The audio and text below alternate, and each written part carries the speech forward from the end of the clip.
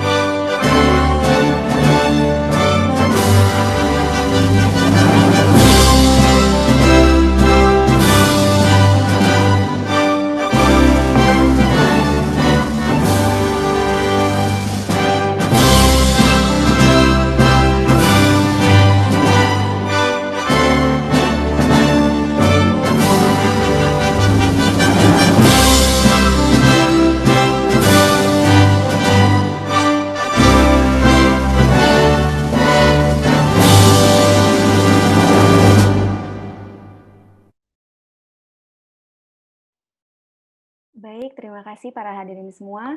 Selanjutnya saya akan menyampaikan presentasi singkat mengenai marksert dan biodata narasumber kita pada hari ini.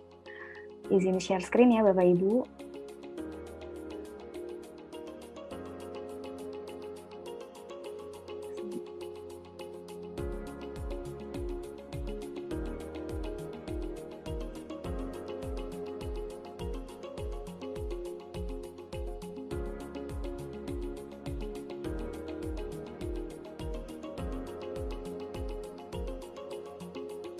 Sudah terlihat ya?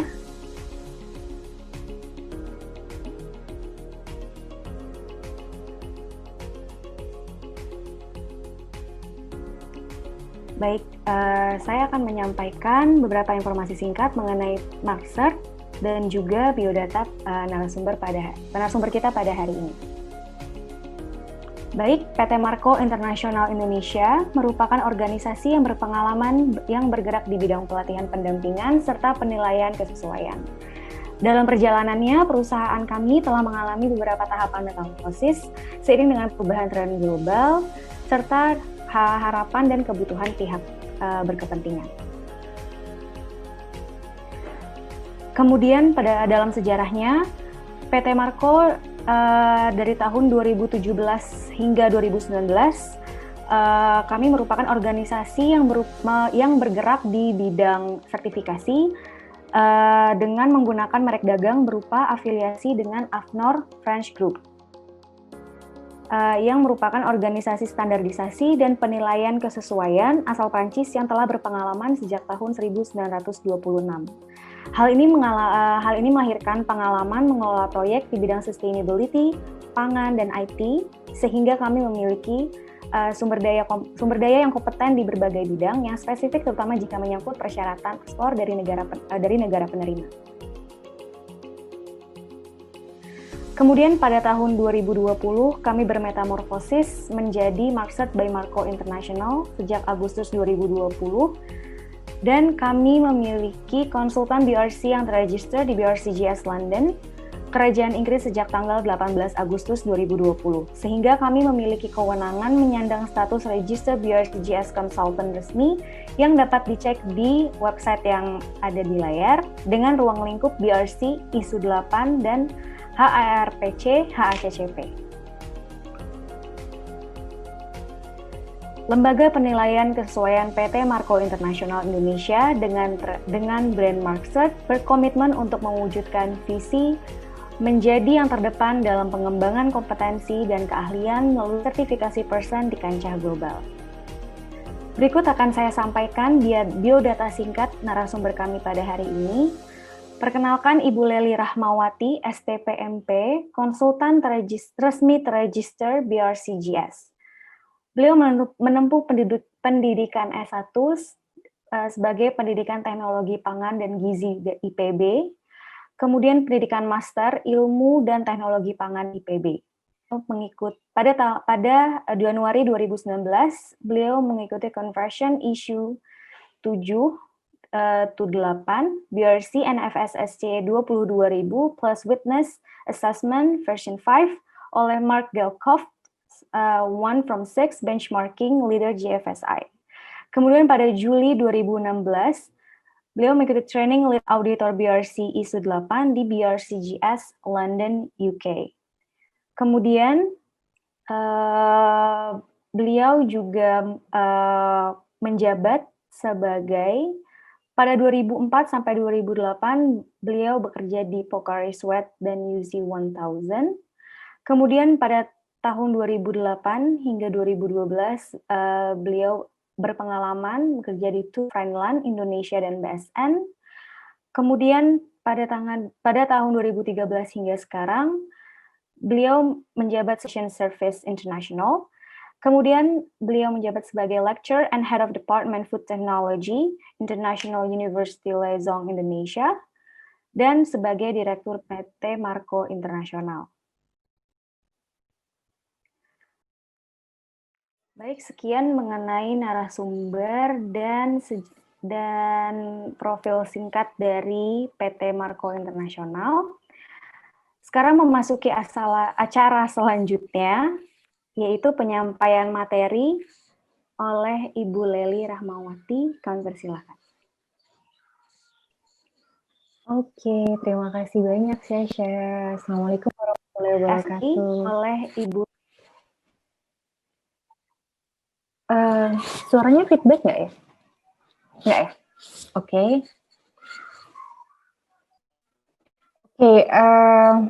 Sudah diperkenalkan tadi, saya juga sudah sedikit review dari pesertanya. Terima kasih untuk Bapak, Ibu, adik-adik yang hadir di acara Maxert. Kami mengadakan pertama kali untuk training BRC di Indonesia, dan ini pertama kali mungkin ada free training BRC. Biasanya untuk kegiatan BRC atau training-training itu memang dilakukan secara komersil, dan lebih banyak kami masuk ke perusahaan-perusahaan, industri-industri, dan juga biasanya ada beberapa pendanaan dari NGO ataupun dari misalnya kedutaan. Dan hari ini alhamdulillah kami bisa menyelenggarakan ini sekaligus untuk memperkenalkan standar BRC kepada harapannya bisa sampai ke mahasiswa-mahasiswa industri, terutama industri kecil dan menengah yang ingin bisa mengembangkan produknya untuk diekspor. Nah, kemudian harapannya lagi adalah standar ini akan tersebar luas dan juga dapat dilakukan sertifikasi yang banyak, dan kita bisa menyalip misalnya Thailand dalam penerapan standar ini, dan bisa juga menyalip beberapa negara untuk bisa ekspor lebih banyak lagi.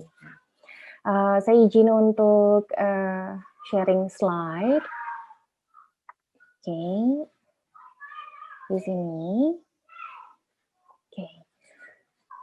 Dari maksud ini, walaupun kami biasanya bekerja untuk industri-industri besar dan menengah, namun tentunya sangat terketuk hati untuk bisa berhasil untuk memajukan juga industri kecil ataupun menengah di Indonesia. Oleh karena itu, kami mengusung judul, itu adalah BRC Start untuk UKM pangan. BRC Start ini adalah BRC yang tahun 2009 baru diluncurkan oleh BRC ZS. Seperti kita ketahui, BRC, British Retail Consortium, sebetulnya nggak bisa dibilang BRC saja, karena harus BRC GS. Kenapa? Karena BRC baru standarnya saja, tapi belum,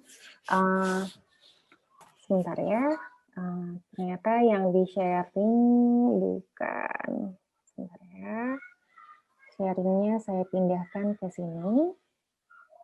Oke. Terlihat ya, sebentar. Oke, saya back dulu. Oke, ini ya. Udah oke, Pak? Udah ya? Oke, good. Jadi, standar ini, standar baru, dikeluarkan oleh BRCGS, British Retail Consortium Global Standard. Jadi, tetap harus dibilang sebagai British Retail Consortium Global Standard. Dan standar ini baru dikeluarkan BRC Start di 2019. Itu tujuannya adalah untuk mendukung ekspor usaha kecil dan menengah. Jadi tadinya ya, dan sekarang ada di issue 8, dan di issue 8 ini adalah full standar. Namun karena BRC peduli bahwa industri itu harus dikembangkan dan industri kecil dan menengah harus diberikan kesempatan, maka keluarlah BRC Start ini. Okay. Dan proses pembelajaran kita itu terdiri dari diskusi aktif dan tanya jawab. Jadi kalau misalnya ada peserta yang ingin bertanya, silakan langsung bertanya atau bisa minta izin kepada moderator untuk bertanya. Dan goal kita pada hari pertama itu adalah untuk memahami komponen BRC, global standard, dan BRC, terutama untuk BRC Start, dan membangun dan memberikan kesadaran akan pentingnya keselamatan pangan di dalam bisnis Anda.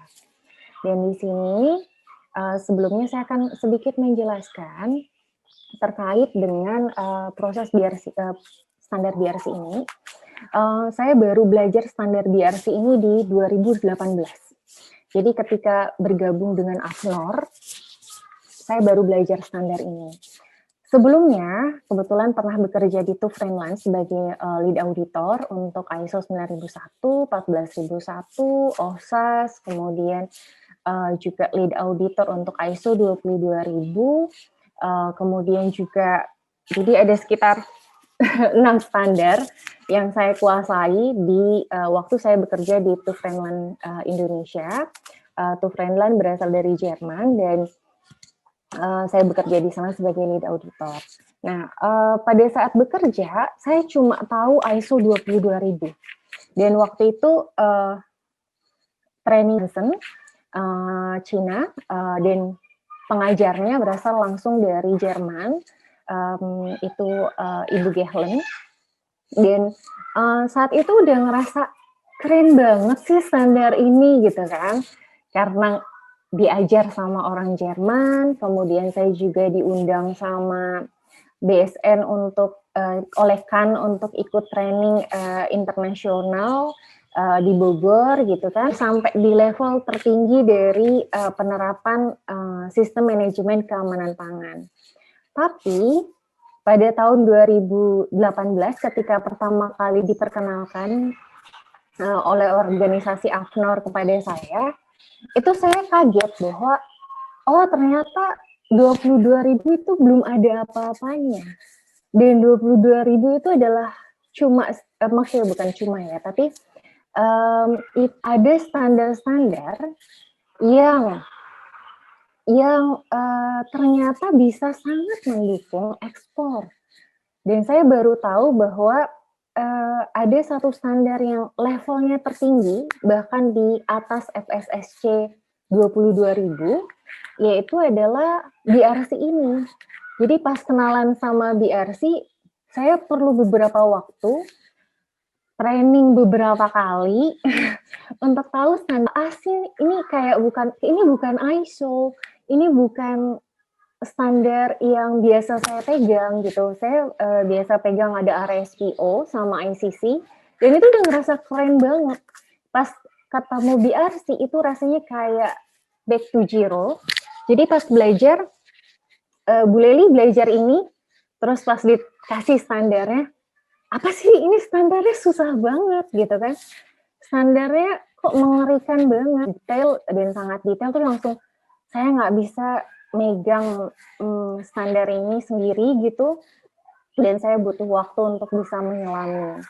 Namun seiring berjalannya waktu, setiap hari bertemu dengan persoalan dari BRC, terkait BRC, lama-kelamaan, oh saya jadi tahu. Dan pada Januari 2019, kebetulan datang langsung Mark Gehlov dari Marketing Leader JFSI, jadi hanya ada 6 di seluruh dunia, dan beliau datang ke Indonesia, beliau menjelaskan, dan disitulah semuanya terbuka. Oh, selama ini kita kayak tertutup matanya bahwa ada sebuah standar yang sangat bisa menjamin semua perusahaan yang sudah tersertifikasi itu akan pasti ekspor. Dan standar ini sangat menjamin perusahaan yang sudah tersertifikasi itu pasti masuk list buyer. Dan Bapak Ibu, kalau kebetulan saya maksudnya kadang diundang oleh kementerian, Kementerian KUKM, Kementerian Perindustrian, atau misalnya Kementerian Pertanian dan kementerian lain, ketika bertanya tentang standar ini nggak banyak yang tahu. Kemudian juga di standar ini, pada saat mencoba untuk belajar terus, belajar kembali, kemudian kita searching benar-benar dari websitenya dan lain-lain. Ini terlihat bahwa standar ini adalah sebuah jaminan dari persoalan-persoalan yang dihadapi banyak kementerian. Salah satunya Kementerian KUKM, juga Kementerian Perindustrian. Saya punya banyak binaan UKM, Bapak Ibu, kata dari kementerian. Tapi ketika mereka melakukan ekspor, itu banyak buyer-buyer yang bodong gitu ya. Jadi udah diekspor barangnya, uangnya nggak datang. Terus kemudian atau diekspor sekali berhasil, 2 kali berhasil, 3 kali mereka main-main gitu kan. Dan sampai-sampai UKM-UKM itu bilang, saya kapok kalau mau ekspor. Saya takut kalau mau ekspor. Udah kita kirim kontainer, terus kontainernya bisa jadi balik lagi. Pertama itu. Yang paling menakutkan lagi adalah si buyer nggak bayar produknya. Jadi akhirnya produknya berangkat, harganya miliaran, dan dia harus rugi miliaran. Dan itu fenomena yang dihadapi oleh UKM-UKM Indonesia. Saya pun bersedih dengan kondisi tersebut, tapi nggak tahu gimana caranya. Tapi pada saat saya bertemu standar ini, saya tahu solusinya agar mereka dapat buyer-buyer yang bagus dari seluruh dunia yang pasti. Tapi standar ini tentunya digunakan sebagai standar dasar untuk perdagangan, terutama di wilayah Eropa, Uni Eropa, kemudian UK, United Kingdom, dan yang terakhir itu adalah di USA. Nah, standar ini kalau dilihat dari distribusi tersertifikasi BRC, itu banyak disertifikasi di Eropa, 59% disertifikasi di Eropa. Kemudian North America, Amerika Utara, itu 12%, jadi Kanada itu 12%. Kemudian ada South America, itu 4%. Di Asia 18%. Afrika hanya 4%, dan di Oceania hanya 3%. Nah, kemudian kita menilik kembali, di Asia 18%, lumayan besar, karena kita masuk level kedua dibandingkan di Eropa.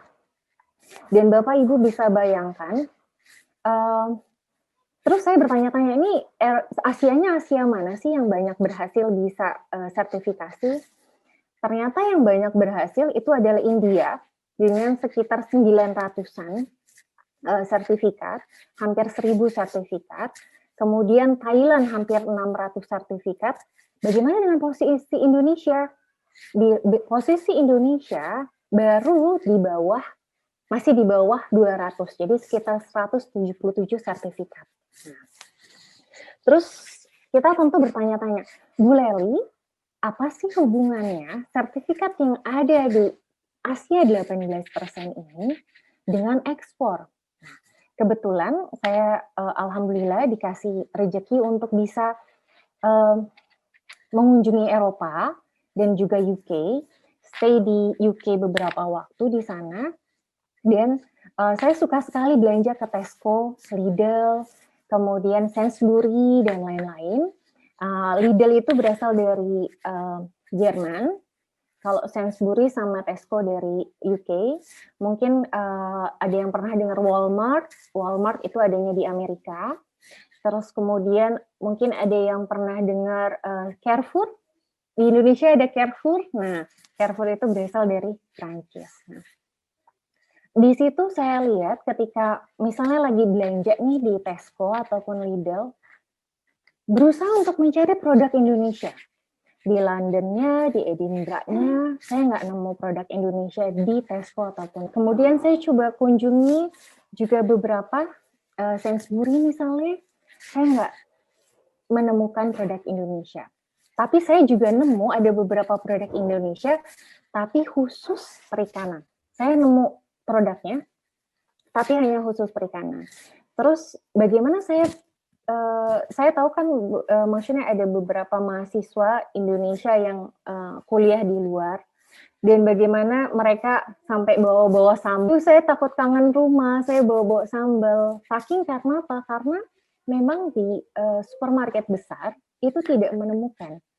Kita bisa menemukan kalau di supermarket kecil seperti Asia Market itu masih bisa menemukan produk Indonesia, itu ada ABC sama Indofood, tapi ABC pun cuma beberapa produknya aja. Nah, dari fenomena itu terlihat bahwa produk kita baru goal masuk ke retail itu karena salah satunya adalah BRC. Jadi supermarket modern atau retail modern di Eropa, di UK, dan di Amerika tidak akan menerima produk dari negara manapun jika negara itu tidak mensertifikasi BRC. Ada dua level, ada BRC sama IFS, tapi yang lebih terkenal adalah BRC. Gitu. Jadi produk Indonesia yang 177 tadi perusahaan, lebih dari 90% itu adalah produk perikanan. Makanya ketika mengunjungi Tesco, bisa menemukan produk perikanan di sana. Jadi ada ikan-ikan beku, squid beku, kemudian ada beberapa udang beku dan lain-lain berasal dari Indonesia, berhasil masuk ke Tesco, berhasil masuk ke retail, karena mereka sudah sertifikasi BRC. Kalau yang tadi ABC bisa masuk ke Asia Market karena ABC sudah sertifikasi FSSC 22.000 gitu. Jadi kalau kita sertifikasi FSSC 22.000 bisa masuknya kemana? Ke traditional market. Tapi kalau kita sertifikasi BRC, kita bisa masuk ke modern market. Gitu. Itu bedanya, dan ini yang dijelaskan oleh Mark Gehlov waktu itu. Saya bilang, apa sih bedanya? Kenapa harus BRC? Terus alhamdulillah beliau menjelaskan seperti itu, dan baru terbuka pikiran saya, pemikiran bahwa oh, kita nggak paham, kita nggak tahu, nggak banyak perusahaan melakukan sertifikasi, maka kondisinya adalah seperti itu. Nah, kalau Bapak Ibu misalnya pergi ke Eropa atau ke UK, ke Amerika, untuk cari produk Thailand, itu lebih mudah daripada mencari produk Indonesia. Produk Thailand karena sertifikasinya udah hampir 600, produk India hampir 1.000, jadi akan lebih mudah menemukan produk-produk negara tersebut dibandingkan produk Indonesia. Dan di sini BRC ini seperti namanya, British Retail Consortium, artinya berasal dari British, dari Inggris, dari UK. Dan di sini UK memberikan kesempatan seluas-luasnya untuk bisa melakukan ekspor antar negara. Terutama apalagi setelah UK keluar dari EU, Uni Eropa, sekarang mereka berdiri sendiri dan mereka memberikan banyak kesempatan. Dan ini opportunity untuk Indonesia, kesempatan besar. Kalau Bapak Ibu punya UKM, punya industri, itu bisa fokus di salah satu produknya. Jadi di Germany, UK, Australia, Belgium, France, Netherlands, Swiss, Denmark, and Chechnya, itu produk yang banyak diminta atau dikonsumsi adalah produk susu, daging, yogurt, butter or margarine, kemudian yang terakhir adalah coklat and baked good.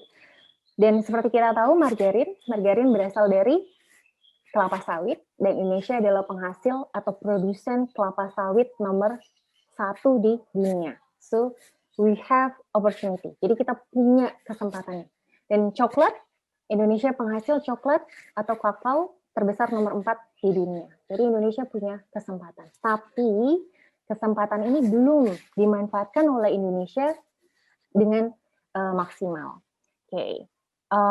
Seperti yang diinformasikan oleh Mbak Syasha, kita akan belajar keamanan pangan, sistem manajemen keamanan pangan, mengenal BRC Start, dan CPPOB. Mudah-mudahan waktunya cukup, tapi seperti dijadwalkan, kita memang hanya menjadwalkan 1 jam. Karena apa? Supaya dalam 5 minggu ini Bapak Ibu bisa menyerap ilmunya dengan lebih, kalau kita masak rendang gitu ya, karena waktunya panjang, jadi lebih dianyam-anyam gitu, jadi lebih menyerap lebih mudah menyerap informasinya. Karena belajar standar ini nggak mudah. Apalagi misalnya buat mahasiswa yang baru belajar, yang baru atau misalnya fresh graduate yang baru lulus, standar ini pasti sedikit mengejutkan untuk untuk diselami gitu. Oh ya, BRC ini standarnya hanya berlaku 1 tahun. Gitu. Kalau standar 22.000 masih bisa 3 tahun, masih bisa, tapi cycle-nya 3 tahun. Tapi BRC ini 1 tahun dan tidak boleh, kalau kita udah sertifikasi, nggak boleh telat, nggak boleh temuannya banyak. Jadi nanti kita belajar, kami akan menginformasikan bahwa berapa lama, kemudian berapa banyak temuan, kemudian di BRC ini ada grade-nya. Jadi kalau grade-nya itu ada grade AA, ada grade A, ada grade B. Apa sih Bu pengaruhnya? Itu dipengaruhi oleh temuan. Semakin banyak temuan, grade-nya semakin turun. Jadi ada standar temuan. Kemudian kalau semakin turun grade-nya, semakin intens auditnya. Juga semakin sedikit buyer yang mau beli. Dan pengalaman dari perusahaan-perusahaan yang sudah disertifikasi BRC, kebetulan tahun lalu kita menangani sekitar lebih dari 30 perusahaan untuk BRC. Nah itu mereka ketika sudah sertifikasi BRC, produksinya sampai luar biasa, permintaan tinggi banget, dan mereka nggak pernah kekurangan buyer. Nggak ada yang beli produknya, dan benar-benar laris manis Tanjung Kimpul kalau bahasanya tuh. Jadi pas BRC bahkan karena kapasitas produksi banyak banget perusahaan sampai nolak buyer. Bapak, saya kapasitasnya cuma 200 ton 1 bulan, saya nggak sanggup nambah lagi karena pertama saya harus bahan bakunya saya harus nambah. Kemudian mesinnya saya harus nambah, jadi kami kalau diminta untuk menghasilkan 1 buyer 250 ton sebulan, kami nggak sanggup Bapak Ibu gitu. Mereka sampai seperti itu. Jadi saking ketika standar ini diterapkan, trust-nya itu tinggi banget. Apalagi kalau dapat grade A, grade B itu udah cukup bagus. Tapi kalau udah dapat grade A atau grade AA, itu buyer tuh kayak ngantri di perusahaan. Saya mau beli produk Anda, saya mau beli produk Anda, saya mau beli produk Anda. Jadi saking kitanya tuh, aduh sanggup nggak kayak gitu. Nah itu. Jadi ini adalah standar yang bagus, dan di sini isinya kalau dilihat di pertama nih, ketika kita memasuki standarnya, ini berbicara tentang keamanan pangan. Tentu Bapak Ibu di sini, terutama yang background-nya teknologi pangan, karena ada beberapa saya lihat apoteker ya, mungkin apoteker sedikit, kenapa ada apoteker, mungkin karena sedikit confused, bingung dengan promosinya ya Bapak Ibu. Kok ini ada BRC, ada CGMP, saya udah tahu CGMP, tapi saya pengen belajar BRC misalnya. Nah, apakah di bidang medis ini ada hubungannya? Nah, sebetulnya ada satu standar namanya BRC Consumer Goods. Cuma kita nggak akan membahas ini di BRC Start, walaupun Consumer Goods tetap akan masuk ke dalam scope-nya dari BRC. Jadi BRC itu punya BRC Packaging juga. Kemudian ada BRC untuk retailnya, BRC untuk distributor, storage and distribution, dan kemudian ada consumer goods, jadi kayak misalnya kosmetik dan lain-lain itu bisa masuk BRC, bisa, gitu. Tapi nggak bisa menerapkan BRC food, tapi harus BRC consumer goods, gitu. Jadi Bapak Ibu yang apoteker di sini, adik-adik yang apoteker jangan khawatir. Apakah salah ikutan training? Enggak, tapi di dalam BRC juga ada tentang consumer goods, jadi jangan khawatir. Oke, di sini kita membicarakan keamanan pangan. Kelihatannya keamanan pangan di sini sesuatu yang kita udah belajar di ISO 22000, kita sudah belajar di kenapa jadi DRC ini istimewa? Nah, nanti kita belajar lebih dalam lagi kenapa dia istimewa.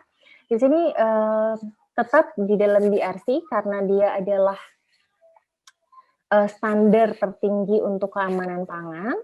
Tentunya yang disodorkan pertama adalah keamanan pangannya, yang akan menjadi prinsip dasar fundamentalnya. Bagaimana kasus keracunan pangan itu bisa, kalau di sini ada kata-kata mencegah dan mereduksi, karena DRC ini adalah standar yang ketat. Ketika perusahaan ketemu ada adulteration misalnya, ada penipuan atau ada fraud, itu ada sistem blacklist di DRC dan dia bisa dimaafkan itu baru setelah 2 tahun dan itu setelah evaluasi. Nah, kalau di standar lain, mungkin nggak ada evaluasi yang seketat di DRC ini. Kita lihat bahwa pengertian keamanan pangannya ini benar-benar pengertian yang sungguh-sungguh. Jadi, bagaimana mencegah, mereduksi, menghilangkan kasus keracunan pangan dengan menerapkan standar ini dan dengan menggunakan sistem keamanan pangan yang baik.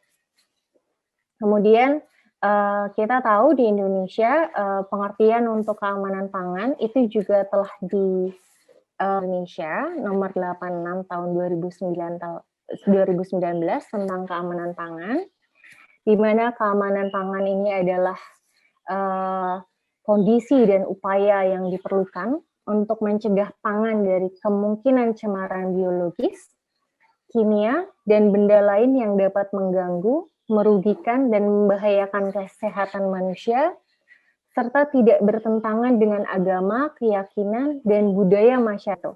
Ini adalah pengertian keamanan pangan di Indonesia dan yang di statement di dalam, yang dinyatakan di dalam peraturan pemerintah. Di dalam DRC sendiri, keamanan pangan di sini cakupannya lebih luas. Tadi Mbak Sasha udah mengutarakan ada HACCP-nya. Oh, ini udah belajar Bu tentang HACCP. Oke, sudah belajar tentang Critical Control Point, sama pengertiannya dengan ketika kita belajar ISO 22000, berfungsi untuk mengendalikan bahaya yang tidak sengaja yang terjadi selama proses atau produksi pangan. Dan nanti kita juga belajar ada di BRC ada HR HACCP,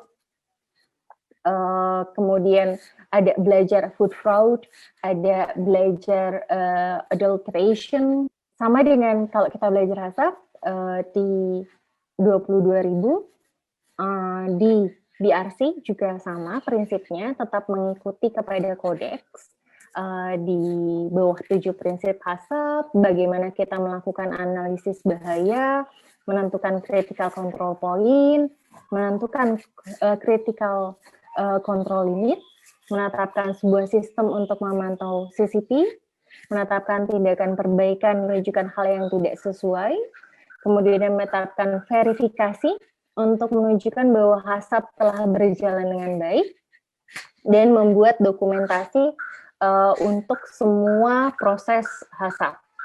Jadi, prinsip ini tetap ada di dalam DRC.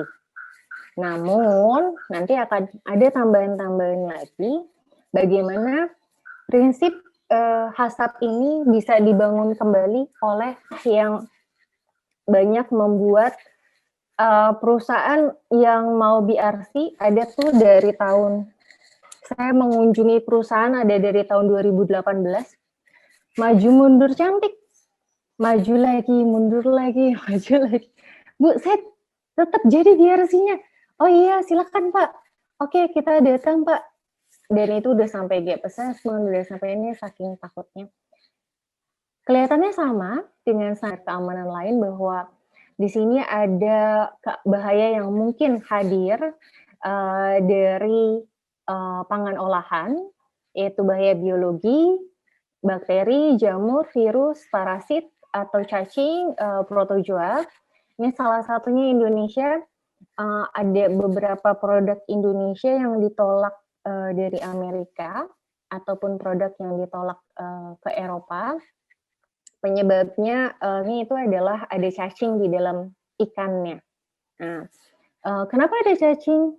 Kenapa tidak dilakukan pencegahan? Berarti kembali lagi ke analisa hasapnya tadi. Tidak ada tidak ada di dalam dokumen analisa bahayanya terkait cacing. Nah, kadang-kadang nih kalau di 22.000 atau kalau kita audit hasap nih, kalau misalkan dokumen hasap oleh konsultan, itu diaudit 3 tahun, 5 tahun, 10 tahun kemudian, itu dokumen hasapnya sama sampai detik itu gitu ya. Atau ketika ada kasus, bukannya seharusnya melakukan review hasap plan-nya, perusahaan tidak melakukan. Nah, itu bedanya kalau di untuk hasap ini harus dilakukan setiap tahun, dan ada buktinya, dan kemudian apabila ada kejadian fraud di negara lain, kasus dari negara manapun itu harus dianalisa di hasapnya lagi. Terus misalnya di sini ada kasus tentang parasit cacing di ikan. Nah, misalnya perusahaan nih kalau kebetulan saya auditor, bisa dibilang kalau ditanya, Bu Leli, ini nggak bisa dong dijadikan temuan karena di dalam hasapnya tidak dianalisa, tidak dilakukan, dan lain-lain. Kita udah pakai ahli dan lain-lain. Nah itu. Namun ketika misalnya kita pada saat audit itu bilang bahwa, Bu, seharusnya ada analisa cacingnya nih, karena Ibu produknya perikanan. Nah kalau kita lihat SNI-nya, Bu, kemudian analisa itu harus dilakukan per batch dan lain-lain. Kadang-kadang perusahaan kan punya beberapa alasan. Tapi kalau udah di BRC, misalnya ada kasus, kemudian dia ketika dia adalah produk perikanan dan dia tidak melakukan pemeriksaan ini, misalnya di dalam standarnya ada, maka ini akan menjadi temuan yang major, gitu. Contohnya itu. Dan ketika kami menangani perusahaannya mau, oh iya Bu, iya daripada ditolak, ya udah saya terima deh bahwa saya harus menyediakan analisa ini, saya harus melakukan perbaikan untuk ini. Nah, kemudian yang kedua tentang bahaya kimia. Bahaya kimia ada pestisida, logam berat, bahan kimia dari kemasan primer, kemudian toksin alami. Nah ini juga hal-hal yang harus diperhatikan oleh perusahaan. Contohnya misalnya si supplier, itu contohnya supplier kemasan. Nah, itu supplier kemasan di BRC itu wajib dilakukan sertifikasi yang diakui oleh JFSI. Nah, kalau standar yang diterapkan tidak diakui oleh JFSI, maka dia tidak bisa menjadi supplier perusahaan atau industri BRC. Jadi, JFSI yang diakui JFSI itu maka si perusahaannya itu wajib mengaudit suppliernya, terutama untuk kemasan. Makanya kenapa di standar BRC itu ada beberapa perusahaan yang pada akhirnya perusahaan kemasan, oh iya saya mau disertifikasi FSSC. FSSC salah satu yang diakui oleh JFSI. Jadi maka dia harus harus disertifikasi oleh sertifikat yang diakui oleh JFSI. Gitu. Kemudian di sini ada standar lagi bahaya fisika, ada debu, serpihan kaca atau kayu, kerikil, rambut, kuku, jarum. Nah pada saat audit BRC, misalnya kalau audit 2 pecahan alat yang pecah, misalnya ada mesin gitu ya, mesin yang ujungnya ada yang pecah. Nah, itu kalau di BRC itu major harus wajib ditelusuri kapan pecahnya, siapa yang memecahkan, detik gimana penanganannya bagaimana gitu. Jadi kalau ada pecah sedikit, misalnya somplak sedikit gitu ya, itu wajib lakukan investigasi. Gitu. Oke. Next, di sini ada grafik insiden kejadian keracunan pangan di Juli sampai September 2017 di Indonesia. Di sini ada yang tertinggi adalah makanan olahan jasa boga, kemudian ada 29,36% itu yang purple, warnanya makanan olahan rumah tangga, kemudian ada 10,38% makanan olahan jajanan, sisanya yang tertinggi ada 4,36% itu yang biru muda ini makanan olahan dari dalam kemasan. Nah, kebetulan kami juga Mapset juga by Marco International juga punya kerjasama sama Badan POM untuk mengembangkan grand design untuk Badan POM. Jadi pada saat diskusi seperti ini, pada saat kita diskusi ada datanya ada bahwa ini kejadiannya ini, tapi pas kita coba telusuri ke Badan POM-nya, bisa nggak didefinisikan lebih lanjut penyebabnya, apakah bakteri apa, apakah filthy, misalnya kotor atau gimana, ada pengotor dan lain-lain. Nah, ini semua yang belum ada keterbukaan publik dan kejelasan mengenai kondisi-kondisi penyebab keracunan ataupun data yang besar ini. Kenapa? Karena kalau di BRC itu diharuskan semua data-data fraud, data-data keracunan dan lain-lain itu harus ada database-nya, harus ada big datanya. Nah, Indonesia belum ada, kemudian belum banyak terrecord dengan jelas, dan itu yang harus dikembangkan Indonesia agar Indonesia punya kesetaraan antara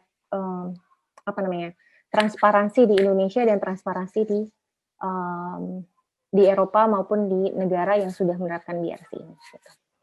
Oke, next ini adalah contoh keracunan di Indonesia. Kita tahu ada jamur enoki, ini berita Tribun, bakteri sebabkan infeksi listeria, gejala sakit kepala hingga kejang, Listeria monocytogenes.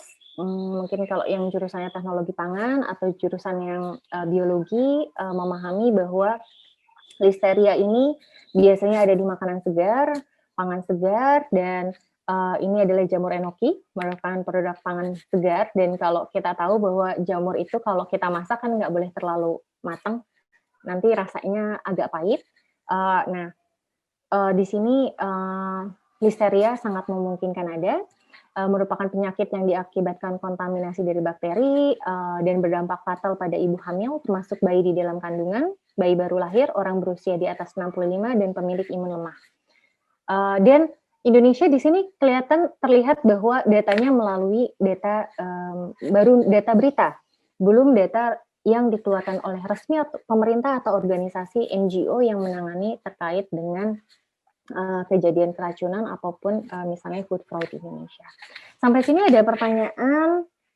Waktunya kenapa? Oh, oke, ada satu di kolom chat sebelum kita masuk lebih lanjut, tapi ini ada saya jelasin yang slide ini dulu, contoh ke kasus keracunan. Ini misalnya telur.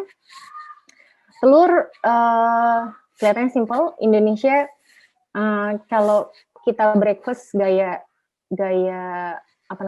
Inggris misalnya, itu biasanya makan telur setengah matang. Nah, ini di Indonesia di sini ada kasus di mana telur yang terkontaminasi Salmonella typhi. Salmonella typhi itu yang menyebabkan tipes, ya.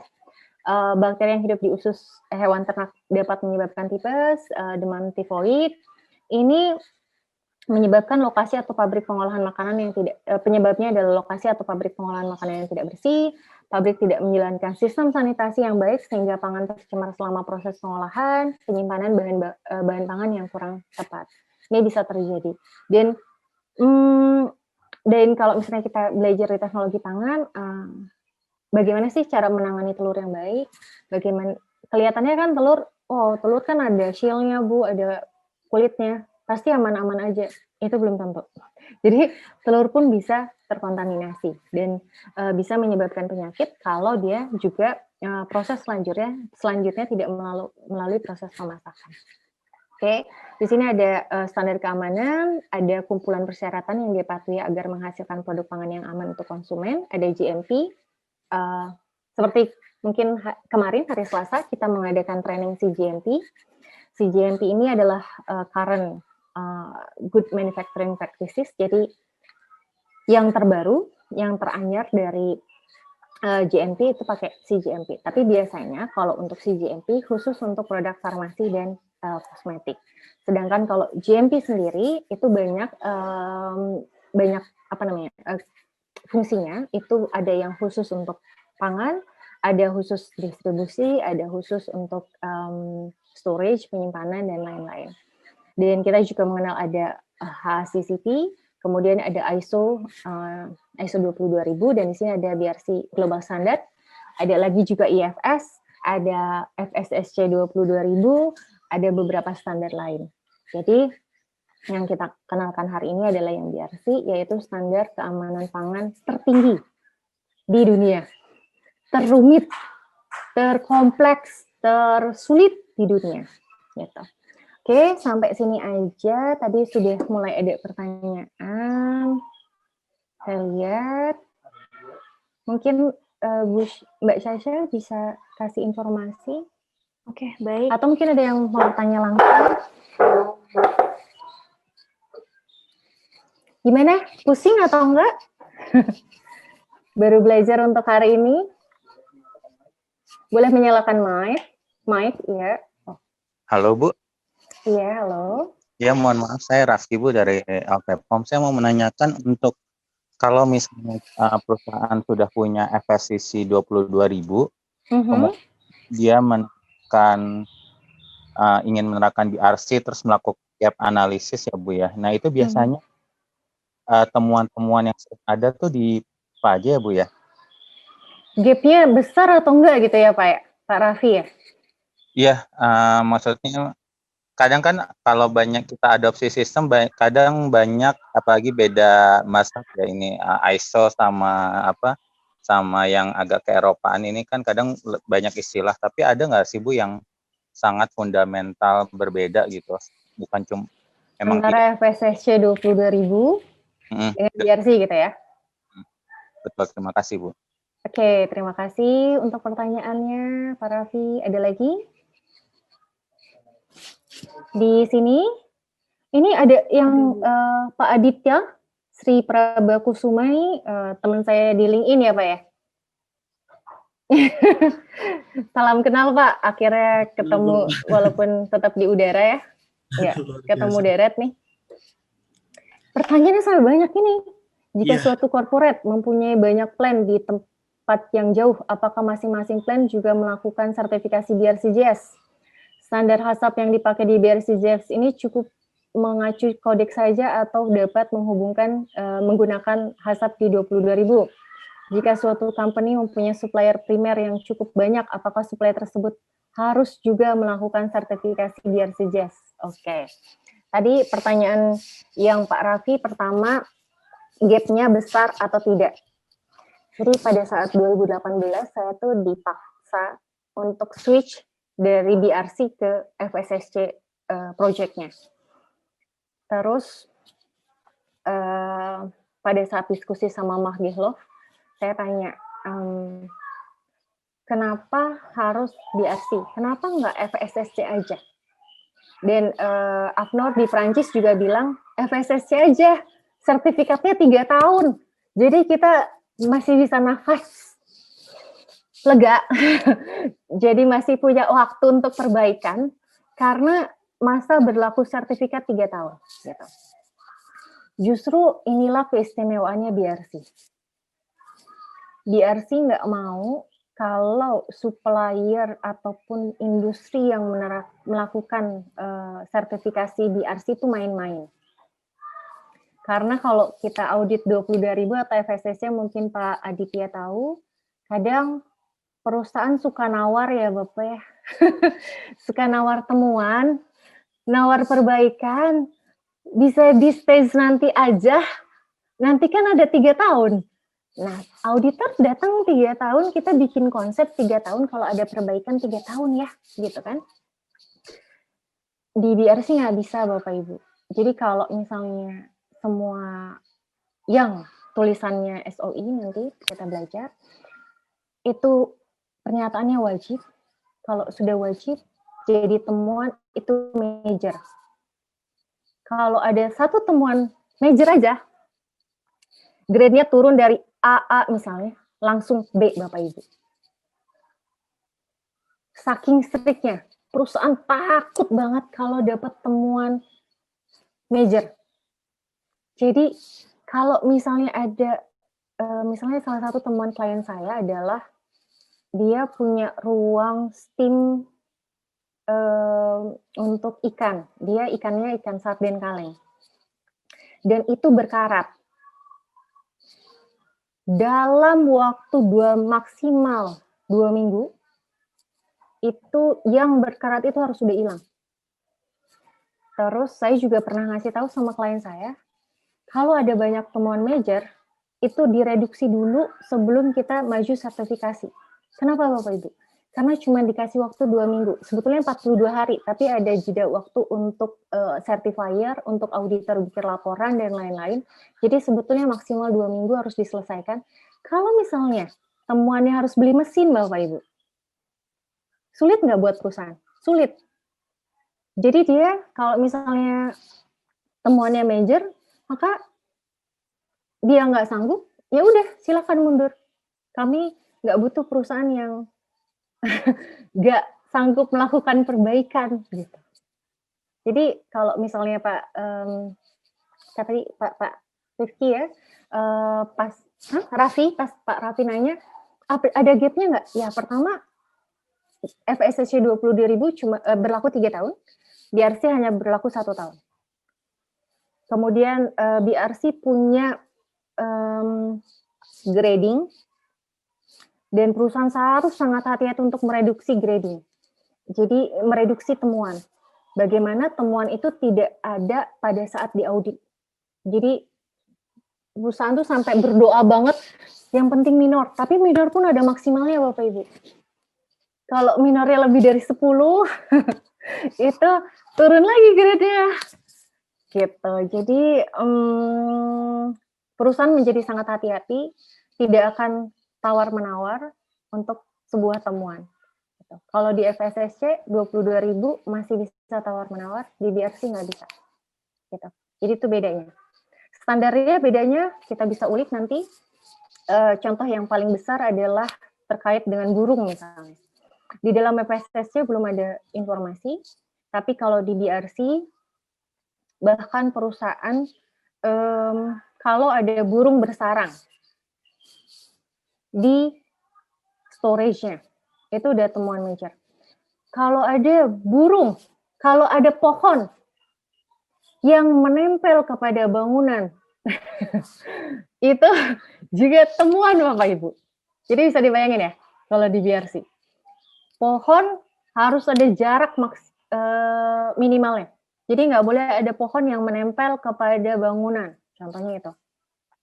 Jadi kebayang kalau di FSSC sama di BRC sangat strict.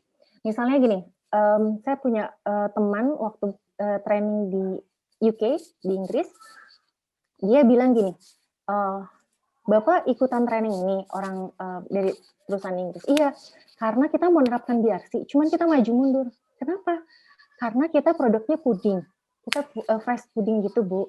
Oh iya, terus saya tuh udah pakai konsultan, dan saya saya bertanya sama konsultan saya, kenapa saya perusahaan puding harus punya metal detektor? Dan saya tuh yang nggak make sense gitu kan, buat perusahaan puding itu. Ketika saya menerapkan metal detektor, maka saya harus melakukan analisanya, harus melakukan verifikasinya, monitoringnya, dan kemudian saya harus menempatkan seseorang atau beberapa orang untuk mengawasi ataupun PIC tertentu untuk melakukan proses di metal detektor itu. Terus ketika kita diskusi di BRC, metal detektor itu adalah wajib. Nggak ada metal detektor, nggak bisa sertifikasi. Gitu. Jadi major. Jadi Pak Raffi bisa bayangin ya, kalau di beberapa standar lain itu masih kata-katanya masih disarankan, masih misalnya ada beberapa penerapan standar yang oke, ditolerir gitu. Misalnya dulu waktu saya diskusi sama waktu 22.000, di sini dinyatakan harus air hangat. Nah, tapi di Indonesia kan waktu 22.000 ya training, Indonesia kan airnya udah kita orang tropis Bu, masa kita juga harus menerapkan air hangat? Terus pas diskusi, Gehlennya akhirnya bilang, oh ya Leli, kayaknya sih nggak apa-apa sih. Nah, auditor 22.000 masih bisa kita lobby dengan standarnya, tapi untuk BRC nggak bisa. Kemudian di sini ada, jika suatu corporate mempunyai beberapa plan, sertifikatnya hanya per plan Pak Aditya. Jadi kalau plannya ada 10, sertifikatnya 10. Gitu Pak. Wajib 10. Dan kalau, Bu, kalau salah satu gudang, boleh. Tapi gudangnya maksimal 50 km. Gitu Pak Aditya. Jadi emang mau nggak mau perusahaannya sertifikasinya bisa jadi satu perusahaan 10 sertifikat. Oke? Standar hazard yang dipakai apakah cukup mengacu kodeks atau harus menggunakan standar 22.000? Waktu saya bikin standar hazard sebetulnya agak sama sih Pak, kayak saya bikin 22.000 dan lain-lain. Tapi di dalamnya ada hal terkait kayak VICCP, HICCP, jadi ada vulnerability-nya, ada HICCP-nya, jadi kemudian ada food fraud-nya di dalamnya, kemudian ada beberapa hal yang itu tidak tercakup di HACCP punya kodeks dan tidak tercakup di HACCP-nya 22.000, gitu Pak. Jadi itu yang membedakan, gitu. Kayak misalnya saya audit pertama datang, nah kalau satpam nggak nanyain maksud dan tujuan saya, tidak melakukan pencatatan, tidak memenjarakan handphone saya pada saat masuk, itu udah jadi satu temuan di BRC. Kenapa? Berarti Anda tidak punya sistem food defense, pertahanan pangan, gitu. Contohnya gitu. Oke, di sini ada lagi, jika suatu mempunyai supplier primer, apakah harus melakukan sertifikasi BRCGS? Iya. Tapi bukan BRCGS. Standar yang diakui oleh GFSI. Jadi boleh dia melakukan penerapan FSSC. Makanya nih ya, perusahaan kemasan biasanya bilang, saya nggak mau BRC dulu langsung. Saya takut. Biasanya perusahaan kemasan FSSC dulu. Gitu. Kecuali dia mau mengekspor kemasannya langsung ke UK misalnya. Maka dia harus langsung BRCGS. Gitu. Oke, pertanyaan satu lagi. Dari siapa? Syasha? Mbak Syasha? Oh, udah 17:04. Iya, sudah habis Bu Leli waktunya. Oke. Bapak Baik. Ibu, silakan Syasha. Iya, mungkin sudah cukup dulu untuk sesi diskusi kita hari ini. Ya, Jadi lanjutkan minggu depan dengan materi yang lebih seru lagi pastinya. Soalnya ini belum masuk ke standar BRC Start-nya ya Bu, baru opening. iya betul. BS. Baik, kalau sebelum acaranya ditutup, izin foto bersama Bapak Ibu semua. Jadi mau kameranya untuk dinyalakan semua, teman-teman. Oke, sebentar ya.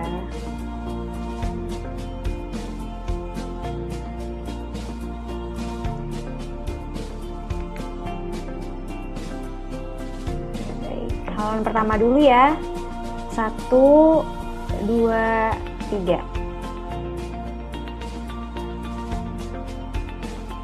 Kemudian halaman keduanya 1, 2, 3. Oke, terima kasih banyak semua Bapak Ibu dan teman-teman peserta yang sudah sangat-sangat semangat nih untuk ikut training di sore hari ini.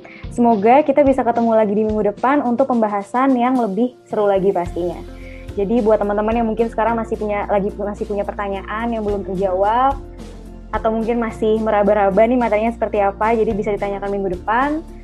Jadi pokoknya intinya jangan lupa untuk ikutin terus rangkaian training kami, dan semoga kita semua sehat selalu.